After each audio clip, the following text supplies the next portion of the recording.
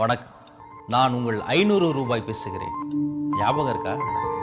மொய்யா வாழ்ந்துகிட்டு இருந்த என்ன பொய்யாவே மாத்திட்டீங்கல்ல. உங்களுக்கு திறமை பத்தல, என்னை தூக்கி சுவிஸ் வங்கியில் வைத்திருந்தால் நானும் சேஃப், நீங்களும் சேஃப். ஒரு ட்ரஸ்ட் ஆரம்பித்து ஒரு போலி கணக்கு காட்டியிருந்தா நீங்களும் சேஃப், நானும் சேஃப்.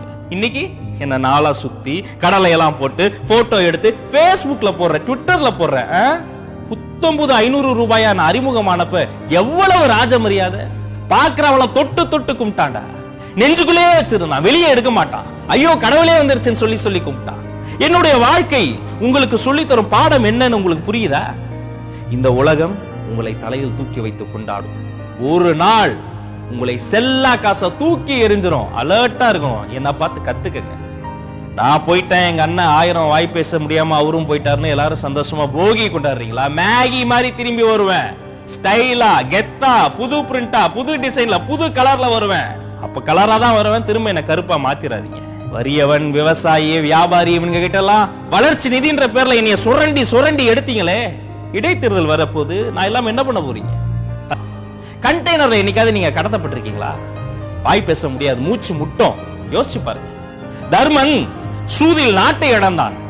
தேர்தல்ல நீங்க எல்லாரும் என்ன வாங்கிட்டு உங்க ஓட்டையே இழந்துட்டீங்களடா. எல்கேஜில இருந்து பிஎஸ்டி வரை என்னை வைத்து தானே உங்கள் பெற்றோர்கள் உங்களை படிக்க வைத்தார்கள்.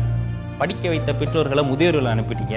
படிக்கிறதுக்கு காரணமா இருந்த என்னையும் உங்களை மாதிரி என்னைக்காவது நான் சாதி பார்த்திருப்பேனா? சமய வேறுபாடு பார்த்திருப்பேனா?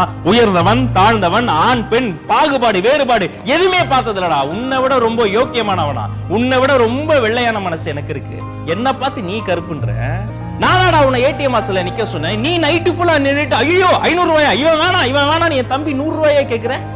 என்ன பண்ணுவான் பாவம்? டே நைட்டா வேலை பார்த்து அவன் வாய் பேச முடியாம டயர்டாகி தூங்கிட்டு இருக்கிறான். 100 ரூபா அவன் கூட பரவாயில்ல. புதுசா 2000 ஒரு பெரிய அண்ணாச்சியை கூட்டு வராங்களாமே.